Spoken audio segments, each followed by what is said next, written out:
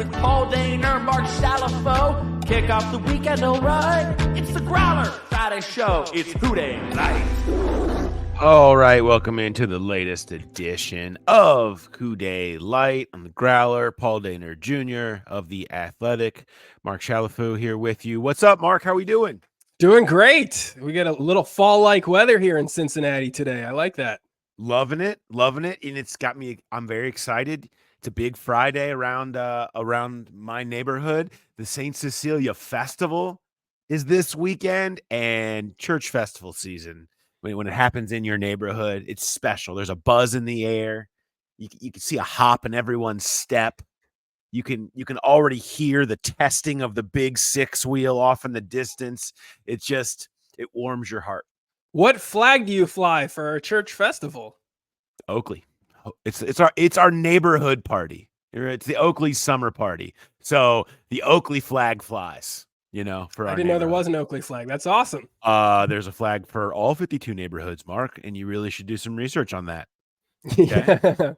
I think that you should try and collect all 52. Maybe we could have like a shout out neighborhood of the week question, and every time your neighborhood gets on the show, you raise their flag. Do you have the Growler flag up today? I don't, because Oakley flag is trumping the Growler flag this weekend. It's too big. It's too big of a weekend for Oakley to just put it to the side and give the Growler flag even while we record. Like, it's too important of a weekend here. So. It's supposed to be your on-air button. Can't you have two flag ceremonies in one day? Just too much. Somberly lower it after this. That is a lot of work. That's a lot of work. Like, I'm a flag guy, but I'm not a big too much work for no reason guy. So not going to do that. Little update on some stuff we got going on. This is the end of the weird season shows. I mean, it's like I'm just kind of saying a prayer for all of our free time and for all of our life where we could just stay in the air conditioning and not have to go out and sweat to death. But guess what? Next week, it all begins. Mock Turtle Soup is on Monday. On Tuesday, you will get me and Jay reacting to that and giving you a full camp preview. And then on Wednesday, first camp practice. So that will be lots of reports from us down there. Keep it locked to us on Twitter, of course, and then we'll be getting into our training camp schedule. We're still going to try to bring you Dey Light every Friday and keep you regular. That's important. We want to keep you regular. But the schedules are all over the place. But know that you'll be getting plenty of stuff coming from this podcast feed as it all begins next week. So keep an eye out. Keep an eye out for that. Yeah, it fires up next week. And now what about for like the regular people like myself? When do we get to start going to camp? The regular people, the non-season like ticket holder, waitlister people. Yeah. I believe, oh man, on the top of my head, I can't remember the exact day. Well, you're still in off-season mode. Next week, you know that answer. You'd be rattling. Yeah, it's the Friday. It's my Friday. I should know that specifically, and I could probably look it up in a second. But well, I look forward to seeing the rest of us out there. I'll be in line with you guys one day. I don't know when I'm going down yet, but hopefully it won't be 1 billion degrees. Yeah. Are you excited for camp season? Yes and no. I mean, it's like, think about your job, right? It's like the days before you start one of the busiest, toughest times is really hard. You're like, oh, here we go. About ready to do the thing. I am excited for new storylines and stuff to talk about, and we don't have to rank people anymore. Can we stop ranking people? Never. I'm done with the ranking of the people and the positions and the things. Like, I mean, I've done it. We all have to do it. But I'm kind of over ranking people season and ready for, now we're going to get to nitty gritty. Who's going to be a surprise cut? Let's talk about the back of the 53. Let's talk about the undrafted free agent who's shining. I mean, now we enter optimism season, which is not the greatest season, but it's definitely better than ranking people season. Yeah, it's better than mock draft season. It's a lot more fun there. A different kind of optimism. But we'll have some real things to talk about, which is exciting. And I'm sure you're fired up to sweat. I mean, here's the thing. Like the season looks like it's going to be really fun. I'm sure there's going to be some great stories for you to pursue. We've got a lot of fun things planned with this show. But I can understand your apprehension about, you're kind of like creaking up to the top of that roller coaster and you're about to go down it. So, you get a few more days before you have to take that full plunge. But that's a really fitting analogy, Mark, because the roller coaster is exactly right. Because as you get older, the more you dread the plunge, right? The longer you do it, the more times you're like, oh, it hurts my back, right? And then there's that one turn has been a little bit rough on my ribs lately. Like I can't really handle it like I used to. When you know the wear and tear that it causes over time is when you start to dread the top of the hill more. At the beginning, you're like, this is going to be fun. Let's go down the hill. And you're all good. You're young and fun. Nothing hurts and you're good. But as you get older like me, you're a little more busted. That's all I'm saying. But we got stories. We got stories to get to. We've each got some of our kind of favorite stories going on this week. I'll start. Ring of Honor was announced on Thursday, yesterday, and the inductees for the Bengals are Dillon and Tim Krumrie. I don't know. Yeah, well, you know what? Corey isn't. I felt like Corey's numbers really speak for themselves, and I tweeted about it yesterday. I feel like, and I have for a while, and I don't know if I'm the flag bearer, so to speak. I don't mean to go there, but I feel like I have kind of been the one drawing a lot of attention to Dillon over the years, and just his numbers are unbelievable. And so I tweeted this out yesterday. So I'll just, in case you didn't see it, I'll kind of re-rack it here for you. But so I view him as having a better case for Canton almost than for the Bengals Ring of Honor, and he had a nice one for the Bengals Ring of Honor. Obviously deserves to be in. But you consider these facts when you fold in what he did in New England and the totality of his career. So he breaks Jim Brown's rookie record that stood for 40 years. He breaks Walter Payton's single game record that stood for 23 years with his 246 as a rookie and 278 against the Broncos. He had with New England 1,635 yards at 109 yards per game for the Patriots in 2004. The only other running back with those numbers in a championship season, they won the title that year, were Terrell Davis in 97 and 98, who's basically gotten to the Hall of Fame just for those two seasons, and Emmitt Smith, 95, won a championship that year. Pretty decent company, right? That's it. That's the list. He has 7 1,100-yard seasons, 4 of which he averaged 4.6 yards per carry, 80 yards per game, and 1,200 total yards. There's only 17 people in the Super Bowl era running backs that have done that combination that many times. Okay. He is a member of the 10,000 yards, 4.3 per carry, 70 per game club for a career. I have documented this one often over the years. That list is Walter Payton, Barry Sanders, Adrian Peterson, LaDainian Tomlinson, Eric Dickerson, Tony Dorsett, Marshall Faulk, O.J. Simpson, Fred Taylor, and Corey Dillon. Fred Taylor and Corey Dillon, the only ones not in the Hall of Fame that are in that club. Fred belongs and has been in the conversation. Corey's never even been in the conversation, unbelievably. My point on the Corey Dillon thing that I've repeated many times is he has everything you want. Whatever your argument is on criteria for the Hall of Fame, peaks, top of your game, has it. The Super Bowl season, the individual games. Longevity, he has it. The over 10,000, 11, whatever is his first career. Per game, he has it in over 70. Per carry, he has it in over 4.3. You name what your criteria is for a running back in the Hall of Fame. He has every single box checked. And he did all of this with absolutely no help because he didn't have hardly ever played for a real quarterback except for his 6-game run with Boomer and when he went to the Patriots and got to play with Brady. And he won a Super Bowl and broke the rookie record in those two experiences. That stuff is pretty unassailable when it comes to stats. And I've never quite understood why he hasn't been in the Hall of Fame conversation more. He certainly deserves to be right there next to Fred Taylor as next on the list. So do you think it's just because he played in a smaller market for such a big part of his career? Because the numbers, they make the argument that you made. You went over theirs very nicely. There's a very compelling case for him to not only be in, but how is he not even in the conversation? He's never a name that anybody outside of this city ever brings up. And he did have an incredible career. And like you said, he was an elite player. How does he not even get in the conversation?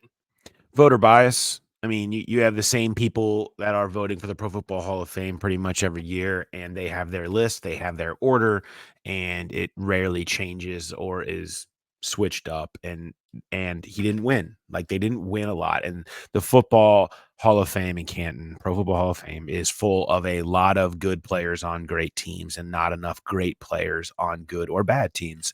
And playing for the Bengals, as long as he did before he went to New England, hurts his case. Like, it just really hurts his case because the teams were so bad despite these numbers. And that's the answer that you'll hear. What did he ever win? But then that's why I feel like his Hall of Fame case is better, because of what he ended up doing that year in New England when they won in 2004. But people give what? Brady and Belichick, right? Nobody's hearing Corey Dillon thoughts. So that's part of that. So I thought Corey certainly made sense. The other part of the Corey equation, and I'll get to the second inductee in a second, is obviously what happened here off the field, and I guess he discussed them as antics is a part of his conversation too. And he did take his shoulder pads and jersey off and throw them out. He did say he'd rather flip burgers than play here anymore, and it didn't end well. And he was traded, and he was disgruntled. And that didn't sit well here, obviously. But I think the fact that they're now able to look past that and put Corey in is a good sign. But here's Corey Dillon from the press conference yesterday on Zoom talking about that fact, his relationship with Mike and the mending of fences. How validating does this feel? You played in an era where you were one of the lone bright spots on a team that struggled mightily. How validating does it feel to finally be recognized in this way for what you did on the field? Oh man, I can't describe it, man. For the longest, I've been. My thing is respect and what's the word I'm looking for? Appreciation, and I feel that. That's all I was asking for, and my day finally came. So I'm gonna enjoy it, man, and I'm just gonna ride this process and take in every bit of it. Hey, Corey, congratulations. I'm curious what your relationship with Mike has been like, how it's evolved over the years. Obviously, the way things ended here, and you've expressed a desire to let bygones be bygones and try to come back in. Where is that at now, and what's it been like to watch that evolve over time since you left here? As of right now, man, we are on a clean slab, man. We're good. You know what I mean? We're good. So I'm looking forward to seeing them when I get back down there, man. And we're going to have conversations and good ones. So I don't think nobody's going to be bringing up anything from the past. I think we're all, this gesture alone, man, should let everybody know we're forward thinking and we move past a lot of stuff. So we'll see. And I'm happy to start something new. Given how things ended, at what point did you feel like this moment could one day be possible, that reconciliation could occur at some point? When did that kind of start to turn in your mind that this could be a possibility and y'all could mend fences at some point? It was always a possibility, man. At some point, you got to understand it's business, right? So, and once you start understanding the business aspect of it, man, then you'll get it. It's simple, man. I think time heals everything. You know what I mean? So, and we had our due process of healing in our different ways, and it's been long enough. I don't think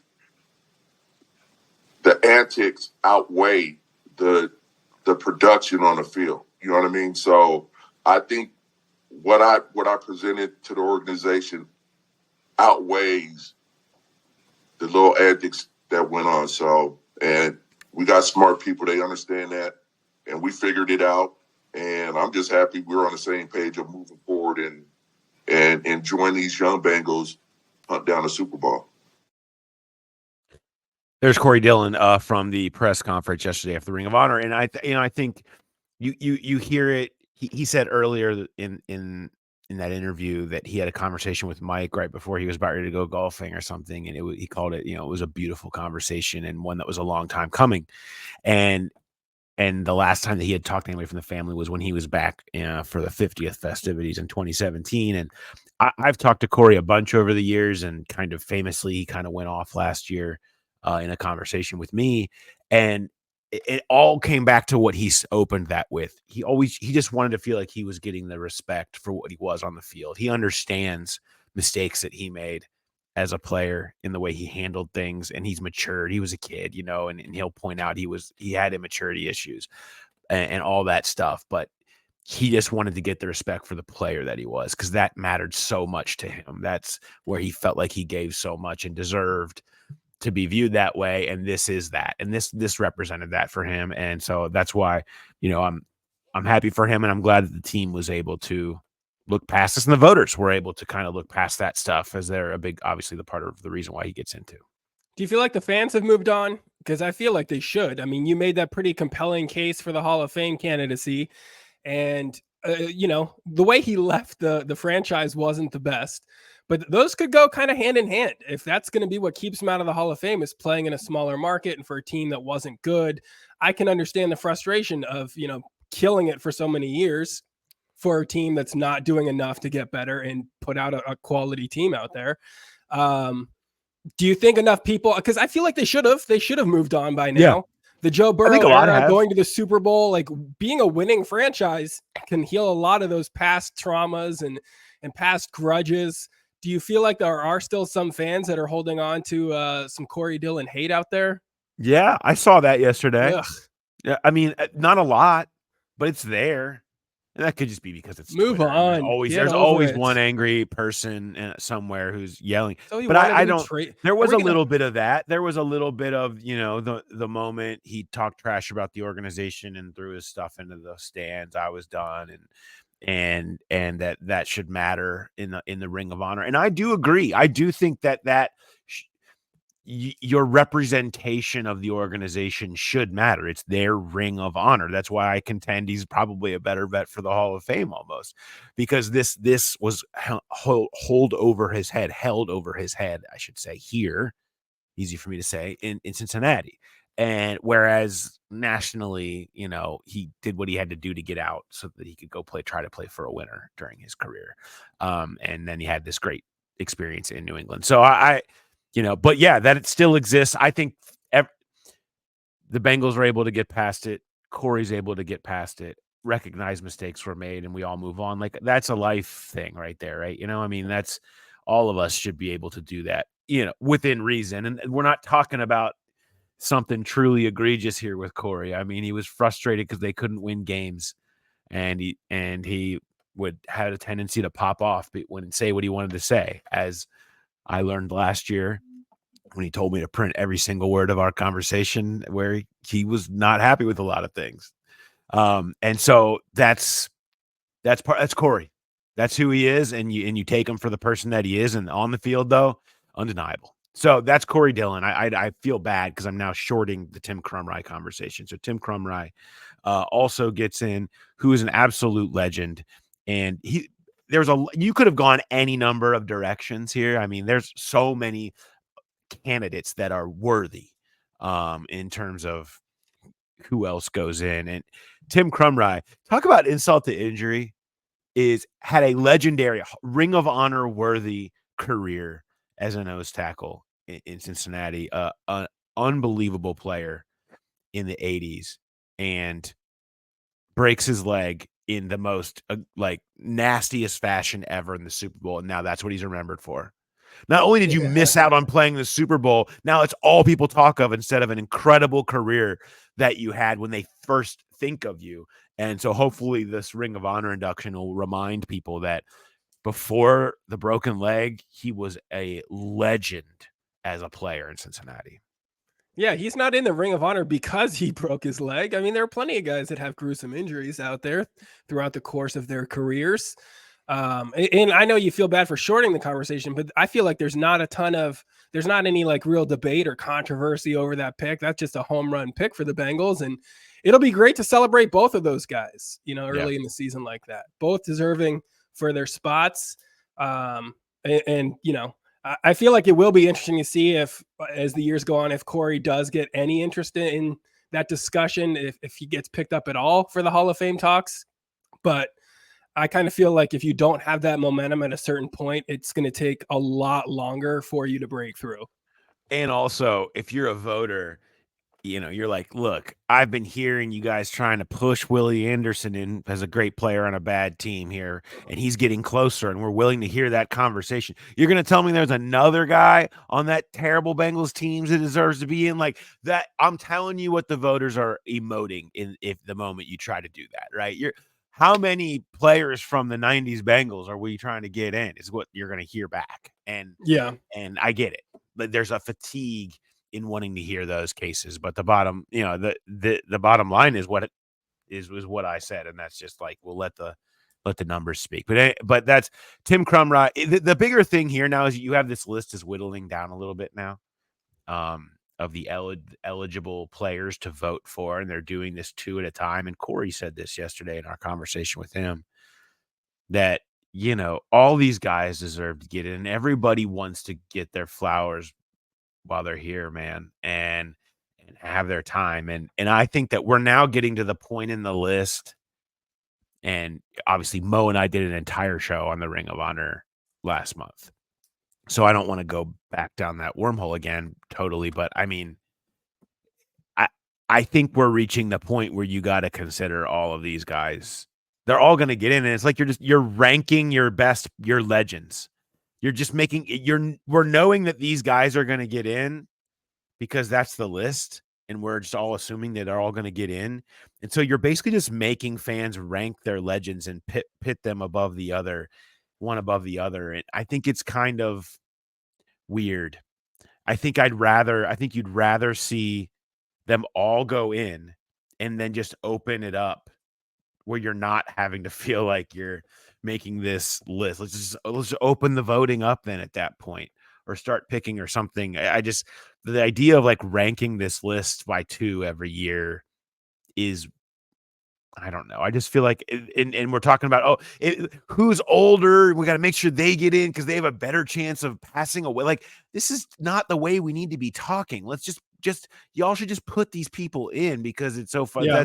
That's something that Mo and I talked about at length, that like it's getting to be a little much with the 2 at a time. And I think it's time to just put this list in as quick as you possibly can, because we know that this is overdue. Yeah, it's starting to feel like the NFL draft when there's one guy that's just in the green room forever and he's just watching everybody else get picked and kind of move along and do their thing. And like, they're just the last dude there like that. Yeah, they should just do everyone one full swoop. And I mean, I don't even think you need to add, like, if you don't have a very solid candidate, you don't have to add one every year after that, like you don't have to space these guys out. It's not like these are the only Bengals legends you're ever going to have. It does feel crazy. And there's a whole list that you're going to open up once this is, of players that were from this century, from more recent teams, from that 11 to 15 era is going to start to open up, depending on when you're willing to go that and to get, I just think that there's a lot more players that you should be open to considering. But I look at whatever. The fact that they're doing it is great, and it's going to be really cool to see Tim Krumrie and Corey Dillon on that Monday Night Football game against the Commanders. Kind of get their weekend.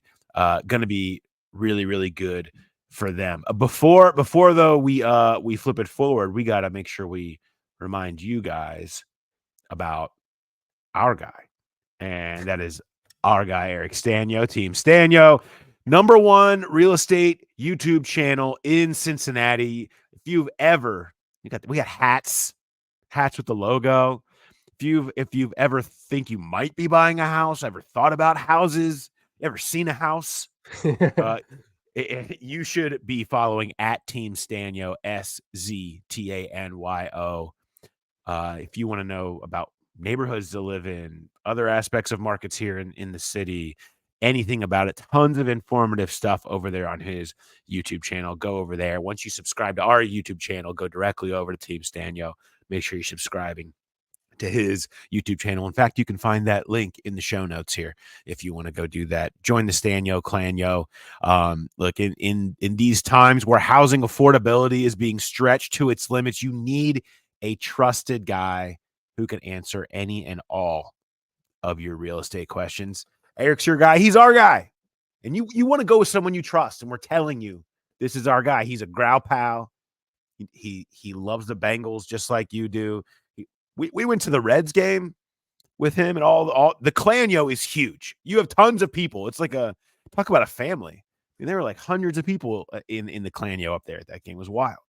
Yeah, that's the bottom line is you know, he's one of us. Support a growl pal. Everybody knows somebody that's buying or selling a house, or they ask, you know, for recommendations. And there's a billion realtors out there. A lot of people that have failed in other careers all of a sudden take some new headshots and declare themselves to be a realtor. Go with somebody that knows what he's doing. That's our advice. You know, buying and selling a home, one of the biggest financial decisions you'll make in your life. So go with a growl pal, go with somebody that knows what they're doing. And that's our dude. Yep. Go info@teamstanyo.com if you know someone who's looking to buy or sell, or you can just go directly to www.teamstanyo.com. SZTANYO. All right. It is crazy. What's going on? What's your favorite news story this week in Well, Bengals I think Mark? It astounds me that we've made it this far in the show. Since we've recorded last, the world has changed. There was major news out there that happened, and we just haven't addressed it. But it's been the talk on social media. It's been the talk with people. Everyone that I've seen it is, you know, you can't avoid this. Joe Burrow's cut his hair. Whoa! The Joe Burrow hair news is finally dropped. A good offseason classic. What's his hair going to be?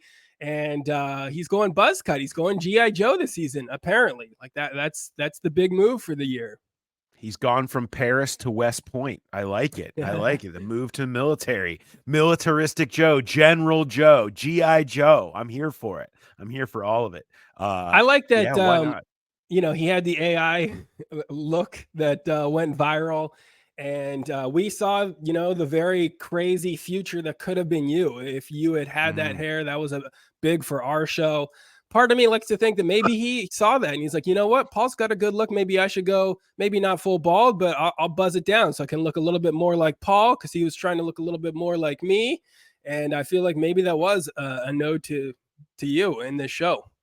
Yeah, I'm sure it was. I mean, who wouldn't want to be bald? Bald has never been, it's never been easier. Never been greater. But I feel like even with this, it feels very Joe Burrow. You know, it's not like we got this on the first day of camp. He showed up. Like, it's got to be, oh, look at this background of this photo. Is that Joe? We can't see his face for sure. Oh, did he buzz? And it was just big news. I love that Joe Burrow's hair is big news for fans. Is this what broke the internet? I heard like the internet's broken across the world globally. Is this why? Is this because of the Joe Burrow Sasquatch in the background of the financial markets in disarray?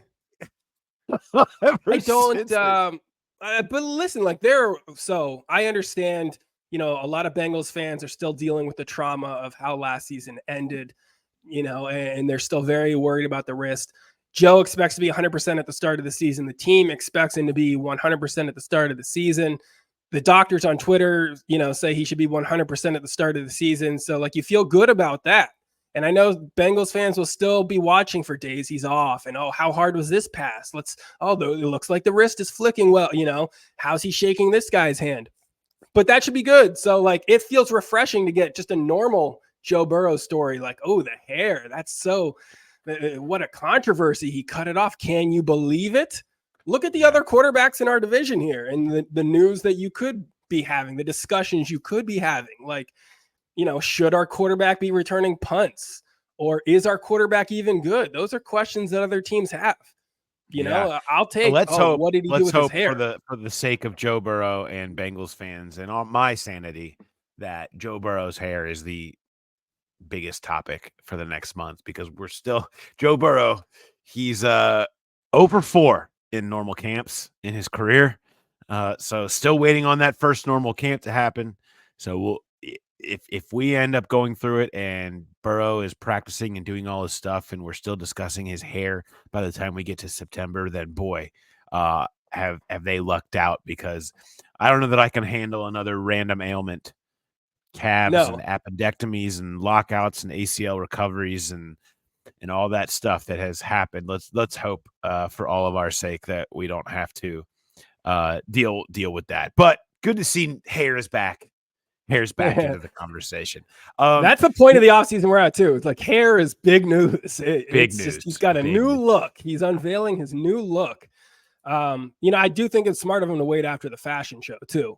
I don't know that the buzz cut would have done well in Paris. No, he needed that hair for the fashion show, But he'll always keep you guessing. You never quite know what you're going to get. And so I don't understand the people that are like, "Oh, buzz cut Joe, now he's really focusing on football." Like, was he not focused on football the rest of his career because he has different focus hair? on football with long hair. Everybody knows that. You're too focused on your own personal grooming. This is him saying, I need to put so much time and energy into football. I don't even have time to use a comb. I'm perfectly fine with how much Joe Burrow has focused on football in the early part of his career. He took the team to a Super Bowl without an offensive line. So I'm excited to see what he does with even more focus now that he doesn't have to worry about daily hair maintenance. Let's get into some of our questions from the Growl Pals. We appreciate all of you guys. Send your questions to the growlerpodcast@gmail.com. We should have mentioned this at the top of the show, but still continue to share the show. Leave good reviews on whatever podcast service you listen to. All that stuff helps us. You can check us out on YouTube.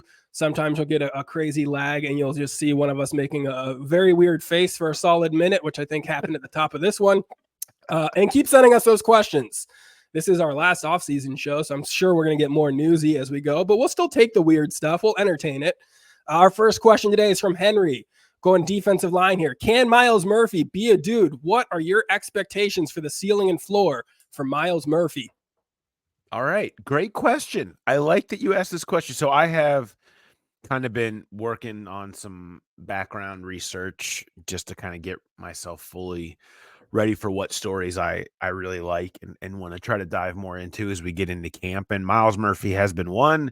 If you listen to this podcast, you've heard my strong takes, my stock buying in Myles Murphy. I'm Team Murphy.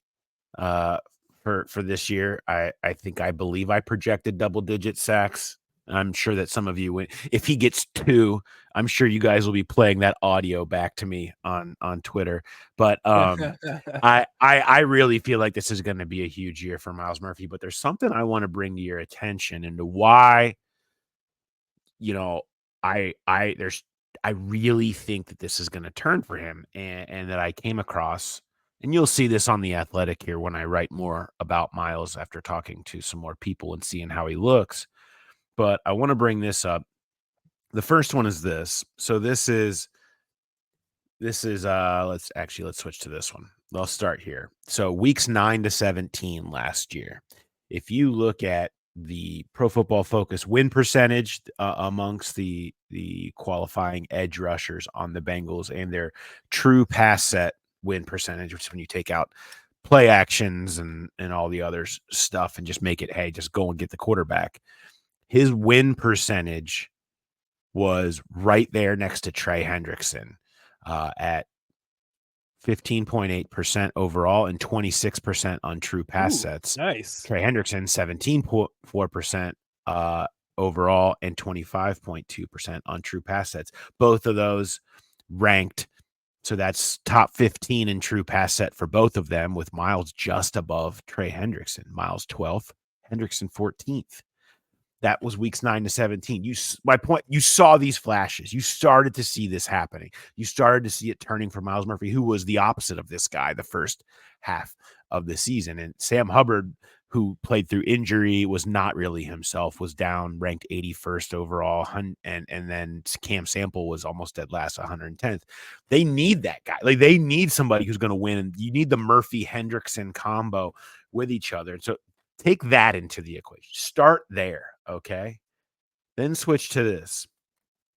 If you look at the top 10 pass rushers, edge rushers interior defense, any defensive lineman, over the last 10 seasons. So let's just use those as an example and compare their year ones and their year twos of I use sacks and plus QB hits, sacks plus QB hits, just to get a kind of a sense of pressure, real pressure. Every single one of them went up from year one to year two, most of them dramatically. Okay. The average number in year one was 20, and the average number in year two was 38 and a half. Okay. Aaron Donald, 22 to 48. Khalil Mack, 16 to 39. Cam Jordan, 5 to 21. Chandler Jones, 18 to 34 and a half. Myles Garrett, 25 to 42 and a half.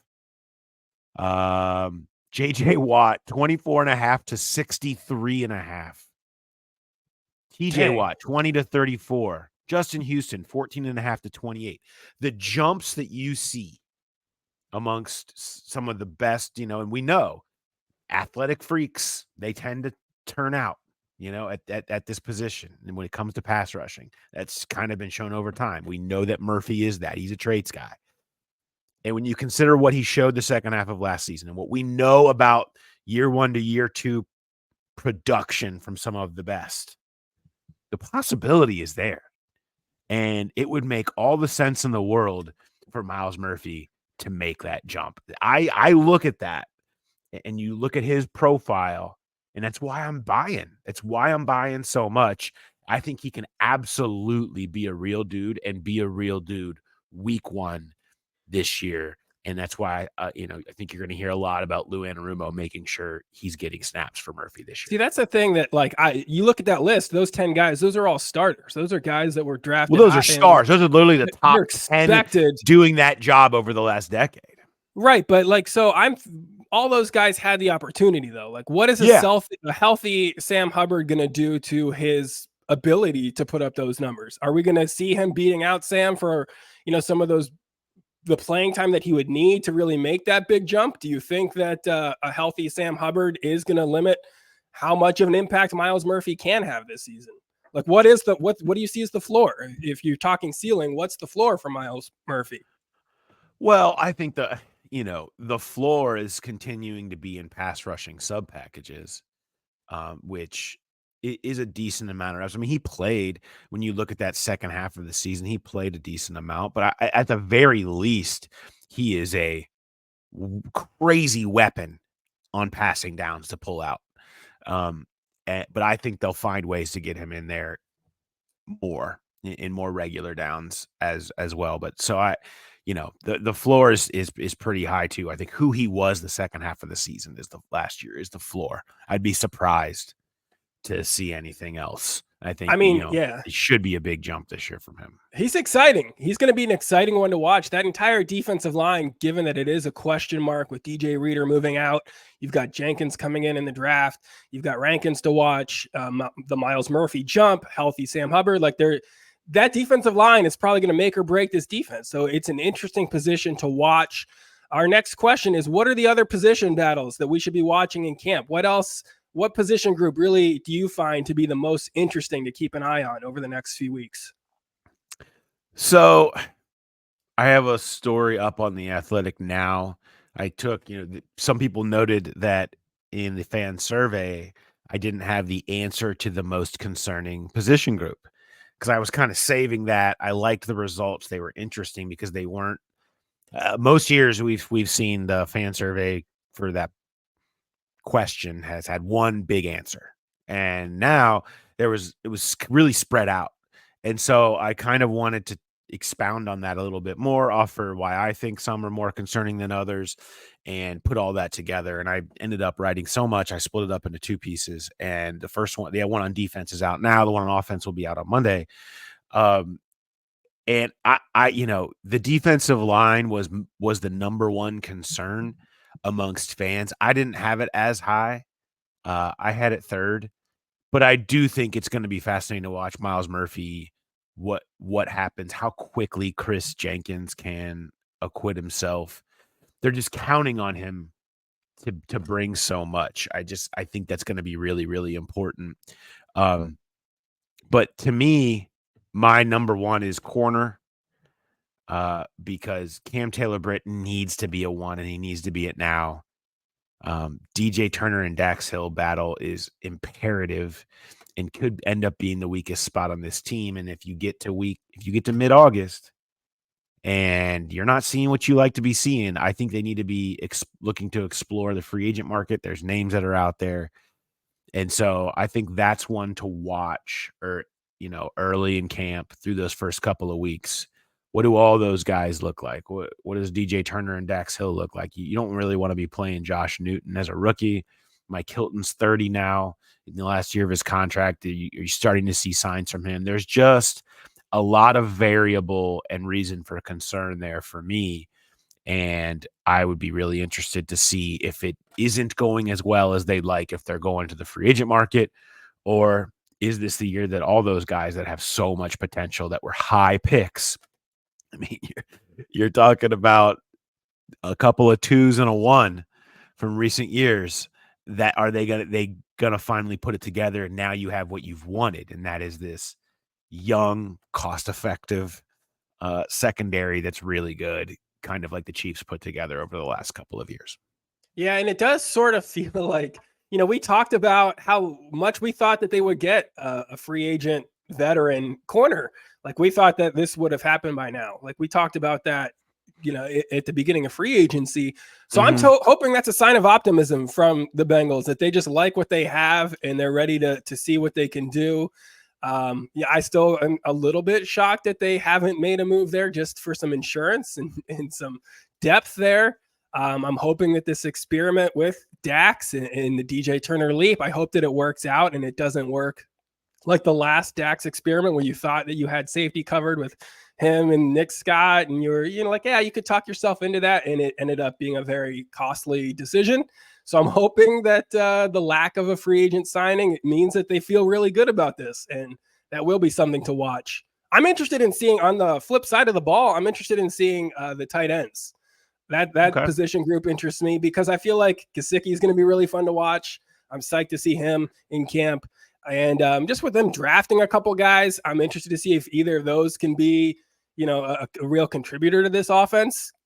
And just kind of what happens with Sample. Like, there's a lot of interesting players for me to keep an eye on there. On the flip side, is there anybody on offense that we should be watching for? The guy with the new haircut, probably. I mean, do you think anyone's going to keep an eye on him? Right? I mean, maybe you'll see. Maybe people will be surprised that I had quarterback as my number 2 concern, not because I'm actually concerned about Joe Burrow at all,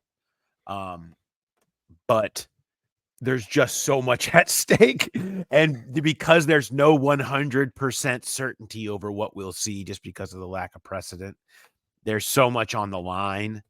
That's concerning positions. If we're using that language, you're concerned about even that sliver of a percent, that percent chance that the risk, it's not looking the way you want it to look. It's not taking those final steps to where he feels fully prepared to go through the season. That just what's at stake there, and the risk is always going to have that as a top concern position, and certainly what everyone's going to be watching when it comes to assessing camp and what to watch for in camp with this team. How does he look when it's real defense out there and he's trying to squeeze a 20-yard out to T. Higgins outside the numbers on the sidelines? Is he able to continue to rip it into those tight windows accurately over and over again like we've seen through his career? Or does he start talking about tinkering with mechanics because things feel a little different and he's working on this and that and it's not looking exactly the same? Those are 2 different ways it can go. I think more than likely he's checked every single box to this point to make you feel comfortable with where he's at, but you still got to see it. You still got to know that it's going to happen, and that little part of needing to see it is always going to be a concern, and if it involves number 9. And it's going to be easy for me. From where I sit, it's very easy to just buy 100% what everyone's saying, that this is going to be fine. He feels like he's on track to be 100%. The team expects him to be 100%, whatever. for me, I'm like, heck yeah, let's go, Joe. You're back to normal to be great. Yeah. From your position, God, that sounds exhausting. Where you're gonna have to really keep an eye on him every day to see, like, oh, is there a drop? Is this? You act like that's not our life already. Like, people are gonna even if he was the healthiest human on earth, though, that's our job. That ends up being the job here because it's like whatever Joe Burrow's doing, we got to know exactly what it is. It's like it doesn't matter what's going on. That's always the thing here. It's just whatever Joe's doing. Yeah, but I feel like that's an extra level of like, I've got to evaluate every throw he makes. Was that the same? How did the wrist look? Oh, is he taking a few reps off? What's going on? Is he still healthy? It can be tough to get answers too sometimes, like he's going to be out a few weeks and that happens forever. Just judging off of observations for sure. It's I don't envy your job on that. But while we're staying with your job, this is a run passer boot from Tony, another great growl pal. Run passer boot, the likelihood of Paul writing the following articles within the year. Darren Simmons interviewing for head coaching position. Young Bengals secondary instrumental in securing home field advantage, or Bengals sweep the AFC North for the first time since 2009. Okay. I think I got this one. This is a good one, but I think I got it.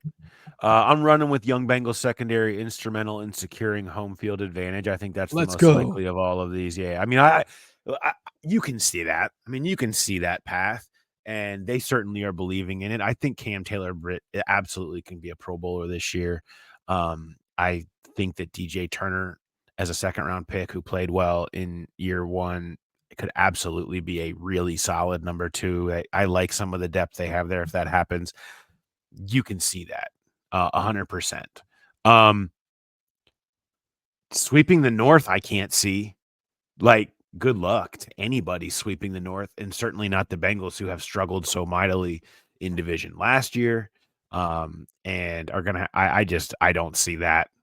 I don't see that happening. But Darren Simmons interviewing for head coaching positions, the Bengals would have to put together one of the greatest special teams seasons and ace the kickoff return in every way. And I mean, he's been around for 20 plus years. I think he's deserving. I think he'd do a great job. I think Darren is very, very underrated and underappreciated by the fan base. But that said, I mean, when you've been doing this for 20 plus years, I think your special teams coordinator is kind of where he's been. It's how he's landed. It'd be weird to think that all of a sudden now he would be landing head coaching interviews. Maybe. I mean, these things are always possible, but that would be more surprising to me than an AFC North sweep. So yeah, that's my run passer boot. I like that though. Yeah, I don't know. I feel like he could interview for some. Here's the thing: it's like it didn't say head coaching positions in the NFL. What if he wants to, make a move down? He's tired of being take a college job somewhere, or that's fair. I've said Kansas has had to hire like 1 million times because they stink, and I've always thought, well, they're bad, they're good now, but like they were been terrible and had to rehire so many times. I was like, I don't understand why Kansas isn't like banging on Darren Simmons' door to come be their head coach, a guy who went there and from that, like that all made sense to me. I'd never understood that. I always felt like he should have been. So yeah, I guess we're opening up to other teams and leagues and colleges. That would make some sense. I still think that's less likely, the least likely of all of these. Well, yeah, and it's a little bit easy from the standpoint of like sweeping the North. I would love to see it, even as trying to be the most optimistic fan. But like you said, I don't think any team is going to have any sort of a realistic chance of sweeping the division. Like it's just that would be insane, especially not for the Hard Knocks era. Like it's not even good TV. There's no way that'll shake out that way. No. Do you want to talk ice cream? I love talking ice cream. Oh, shout out to we found Rhett. So if you've not listened to it yet, we did the first episode of the My Favorite Game series. Great episode. Go listen to it. It was so fun. Dan Horde was our first guest. The concept, in case you missed it, is that we bring on a guest. They tell us their favorite game in Cincinnati sports, and we have previously rewatched it, and we discuss all the elements of it. We talk about individual aspects of the game, big picture of the legacy, MVP, who won it, all that type of stuff. And Dan Horde was our first guest. He picked the 2021 Bengals Raiders playoff game. We went deep into it, but at one point in it, we discussed how there is this cutaway right after the shot of Zach Taylor reacting to the Jermaine Pratt interception.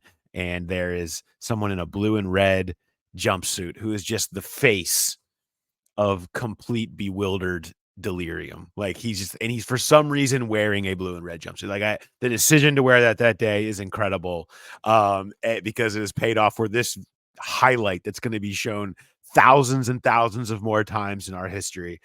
Always goes right to that guy, and I always see him and I always think of him. Well, he said, if you're out there, send us your picture. We're going to send you some Graeters. You are Graeters worthy. That was a Graeters worthy bewilderment shot, and I'm so happy. And so guess what? Found him. Shout out to Nick Pappas, who has been a Bengals fan for a long time from Kentucky, Northern Kentucky area, and had those seats and been a crazy loud maniac apparently with his buddies for many years down there.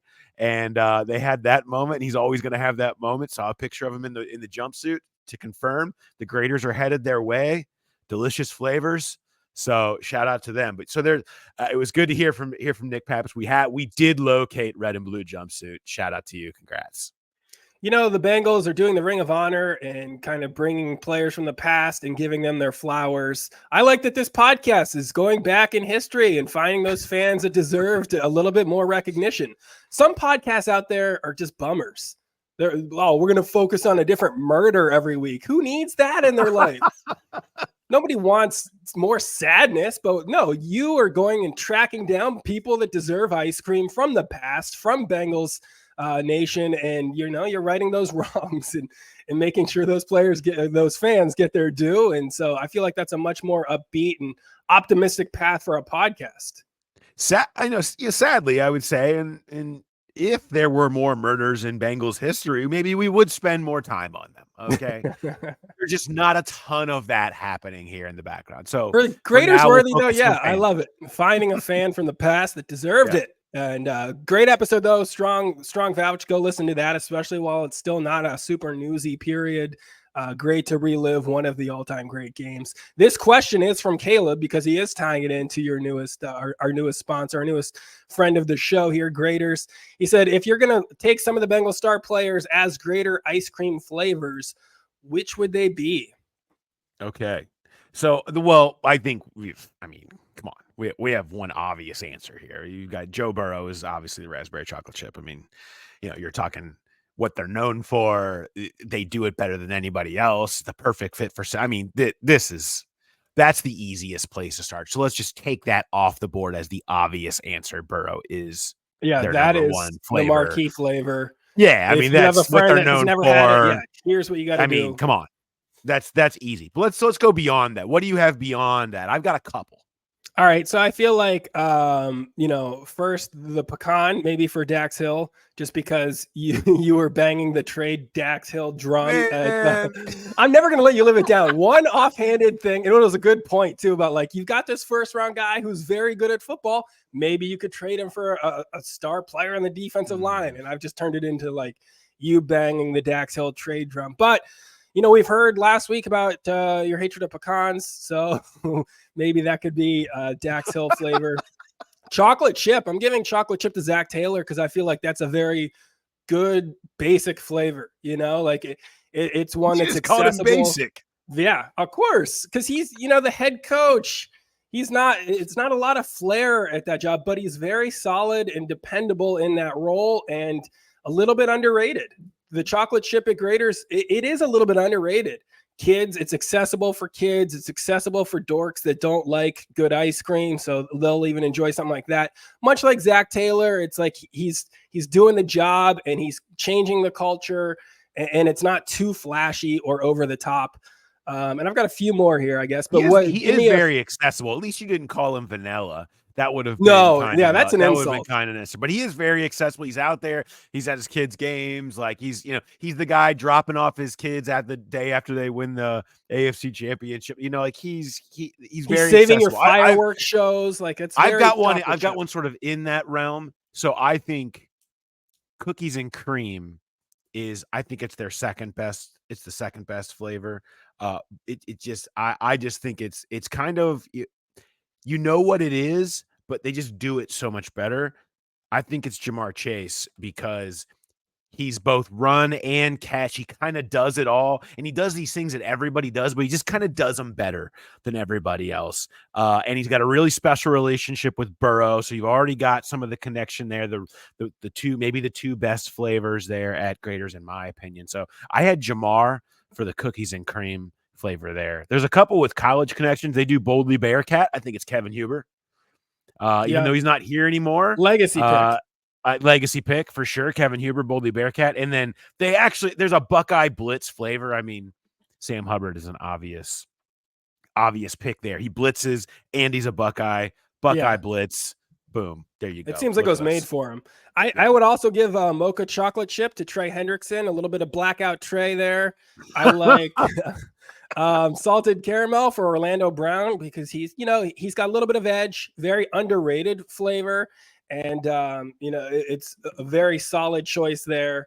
I do feel like you got to go. They've got so many huge offensive linemen, like maybe a Trent Brown or Amarius Mims could get one of those like over the top flavors, like a cookie dough or the birthday cake or something like that. Or they could just be like, what, triple scoops? How many scoops? What's the most scoops you're allowed? Do we know this?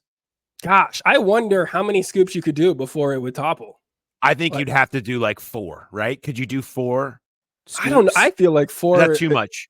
How about 3? You got the 3 tall tackles, so it should be like a triple scoop of whatever. I think it's more the size than it is the flavor. I think. Yeah, I feel like you know what? If you're a Growl pal, go to Graeter's and run this experiment for yourself. See if you can get them to stack how many they'll give you. 4 scoops. Yeah, maybe you should do that. I don't want to tell you how to assign who's Graeter's worthy, but maybe whoever can get a cone with the most scoops stacked, send us that picture of your tallest scoop. Yeah, okay. From our Growl pals and see who's man enough to really hold an ice cream cone with 4 or 5 scoops of ice cream. And if you can keep it upright for that photo, and then whoever gets the most scoops could be our Graeter's worthy person that week. You got to be careful though. There was this ice cream place when we were on vacation in Michigan that was like right by our Airbnb, and so we could walk to it, and they would fill it up. Like their thing, I guess, was like, you're not going to believe how outrageously tall it ends up being. And if you're on vacation there, you don't know. You get the soft serve. You had my dad actually, he got like a medium, wasn't even the large. And it was like taller than his face, and it was just soft serve that kept going up. It's 100 degrees, right? It's instantly melting. There is no way to stop it and you just hear yelps from across the like dining area. People be like, because it's just going all up and down everyone's hands. And I'm like, perhaps it's too tall, right? Like, yeah, I get what you're going for. This is supposed to be your thing of, it's like selling the sizzle instead of the steak. Like, I get it. You're like, oh, look at that. The moment you see it. Then 1 minute later, it's a total disaster that's all over your hands. So you got to be careful. Maybe stay in the store if you're getting them too tall. Yeah, soft serve melts too fast. You can't do that. But with Graeter's, I could realistically, I think you could get 3. 4 is going to be tricky, and if you can beat 4, that would be probably Graeter's worthy. That's my guess. Yeah, maybe, I don't know. I'm sure somebody there has really gone full out and could probably tell us that answer. But yeah, so, send us those pictures to the growlerpodcast@gmail.com. Looking at a few of our other things, we probably don't really have time, but we did get a really long email about how you made somebody crap their pants, which is a fun one. Maybe we'll get to that next week for our ambush light nice teaser, I guess.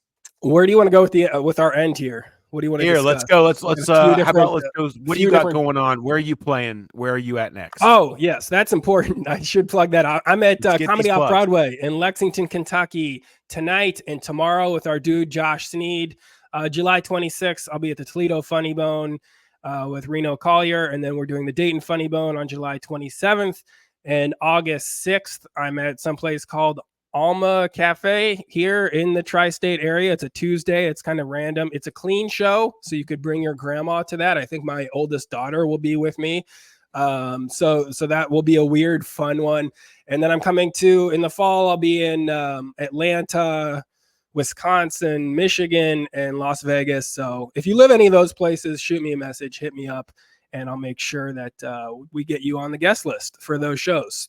Sounds awesome. Do you have any good dad life? Did you have any good dad life for this week? I did. I have a quick one because we had to take our oldest daughter for checkup, the yearly physical from the pediatrician, and they're going over all the stuff that we should be expecting, looking for. Everything's good. Here's where she is on the percentages, blah blah blah blah blah.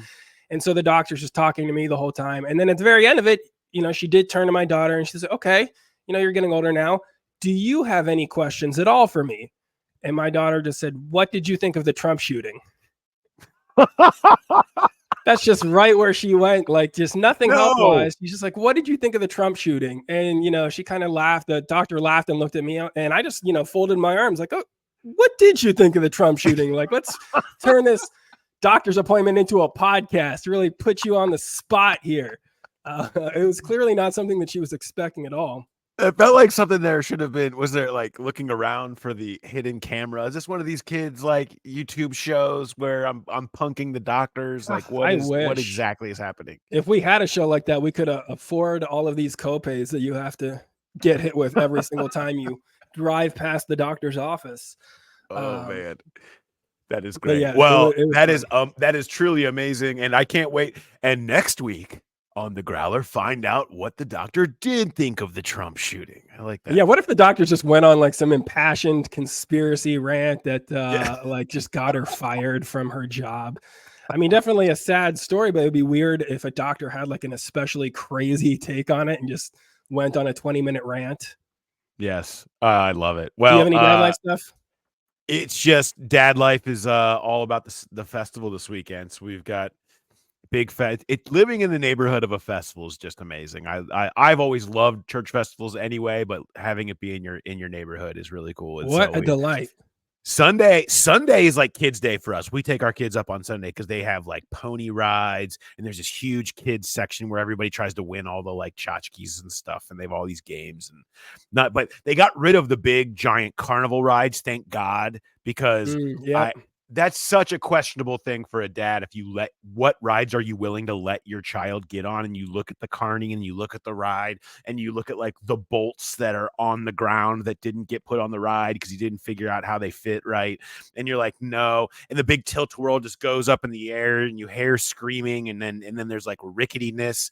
I'm always like, don't make me make that decision, whether I have to now tell them no. Because they don't know how dangerous that is. I do. I know that carney's not trustworthy. I know that. Okay. Yeah. But you don't know that. And you think now I'm the jerk. I brought you to this festival and I'm going to become a jerk because I have to now talk to you about the untrustworthiness of carneys.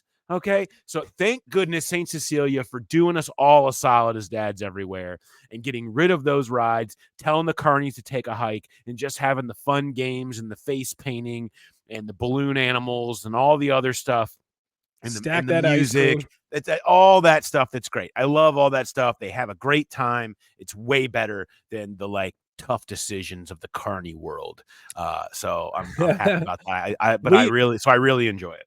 We've got ours coming up next week, the one that's closest to us, St. Margaret of York, shout out there. So we'll be going on Sunday with the kids. What do you do with the kids at the festival? Because I feel like church festivals, that's when they get their first taste of gambling, Oh, yeah. Like I remember doing that as a kid, and you're playing Big Six, and you're like our 8-year-old, we took her to some of those games last year, and like that was her first taste of like, wait, what do? I put $1 up here, and then if it hits and then like cut to 20 minutes later and her little pockets are stuffed with singles, and I've probably ruined her life forever from that point. But yeah, how fun is that? Gambling. Just gamble at church festivals. I'm a big fan. They have Ducky Downs there, which if you ever played Ducky Downs before, where they put all the ducks in one end and then the stream goes down, whichever one ends up at the very end. The first time we ever played it and let my daughter pick a number, she won. And it's rare. I mean, it's 1 in 30 chance. Yeah. And so now she just assumes she's supposed to win every year. And it makes it a little frustrating when like we play like, I want to go again. How many ducks? I'm like, how many ducks do I have to buy to make sure we win one every year? It's hard to win. It's a hard game to win. You don't always win. And so we kind of created a bit of a monster with the Ducky Downs, but I love it.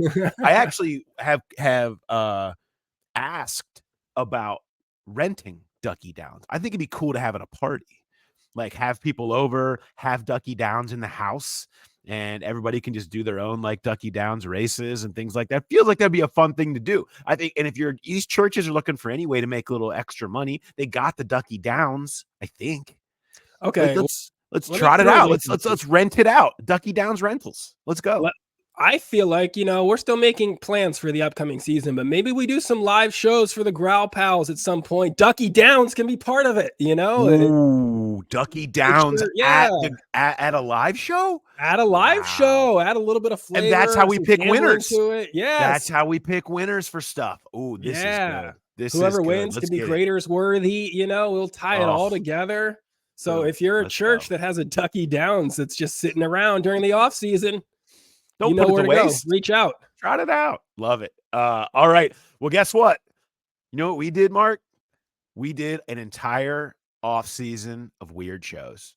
Congrats to us. Congrats to us. Way to go. We did it. We made it through the news, the real practices, stuff to talk about every day for the first time in the history of the Growler. Yes. We did free agency. We did the draft. Those were newsy-ish, but really the first truly day-to-day news going on, editions of the Growler coming up next week. So excited about that. Like I mentioned, Tuesday, PD&J will be doing a reaction to all things Mock Turtle Soup. You'll hear from from what Mike Brown had to say, Zach Taylor, Duke Tobin, Darren Simmons, Dan Pitcher, all going to be talking Lou Anarumo. So we'll have reaction to that stuff and more of an in-depth training camp preview with camp kicking off on Wednesday. And then we'll be back with Dey Light next Friday. We'll have reactions to the first few days of camp. Keep it locked to our YouTube channel. And of course, go on there, subscribe, tell your friends, because we're going to have the content humming up on all that stuff as we start getting through into the season, and keep a listen out for lots of fun things that we have planned as we go forward. Excited to tell you guys and show you guys all of that stuff. All right. Thanks everybody for listening, and we will talk to you next time. Have a good one, everybody.